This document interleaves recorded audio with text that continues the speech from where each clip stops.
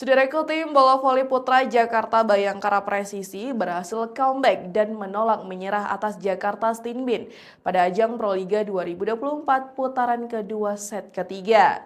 Di mana pada set pertama dan kedua sebelumnya, Jakarta Stinbin berhasil mengalahkan Jakarta Bayangkara Presisi pada laga yang dihelat di Gor Sijalak Harupat Bandung pada Sabtu 8 Juni 2024.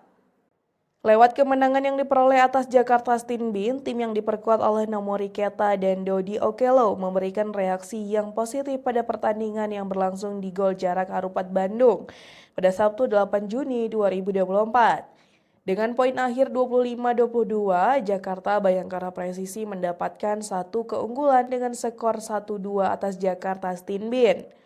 Pada awal set ketiga, Jakarta Stinbin langsung menekan di awal laga dengan keunggulan 3-1. Selanjutnya, Luis Elian Estrada memberikan tambahan poin dan menunjukkan penampilan memukau di laga debutnya. Dengan kekuatan penuh, Jakarta Stinbin gemilang dengan kedudukan 5-1 atas Jakarta Bayangkara Presisi. Sementara itu di kubu Jakarta Bayangkara Presisi, Dodi Okelo tak kendor memberikan perlawanan untuk memperketat ketertinggalan.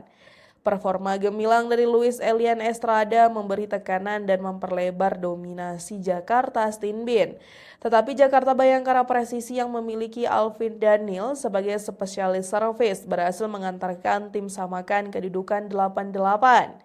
Selanjutnya poin keunggulan didapatkan Jakarta Bayangkara Presisi dan memperlebar keunggulan mereka menjadi 11-8. Tertinggal 3 poin, Jakarta Stinbin dengan daya gempur yang sempurna melakukan upaya untuk membalikkan keunggulan.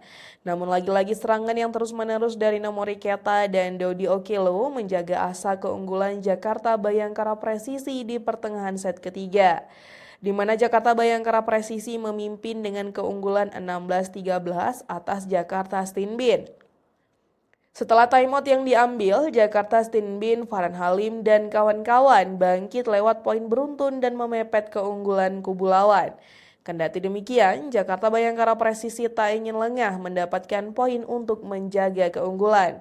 Pasalnya ancaman Jakarta Stinbin yang terus membayangi membuat Jakarta Bayangkara Presisi harus waspada. Variasi serangan yang mumpuni dari Jakarta Bayangkara Presisi mengantarkan mereka memimpin dengan kedudukan 20-18. Memasuki penghujung set ketiga, Jakarta Stinbin yang menolak menyerah dan memperkecil ketertinggalan 20-22 atas Jakarta Bayangkara Presisi. Dan Nomori Keta dan kawan-kawan berhasil mencapai set poin. Set ketiga berhasil didapatkan Jakarta Bayangkara Presisi dengan poin keunggulan 25-22 dan memberikan keunggulan dengan skor 1-2 atas Jakarta Stinbin di putaran kedua Proliga 2024.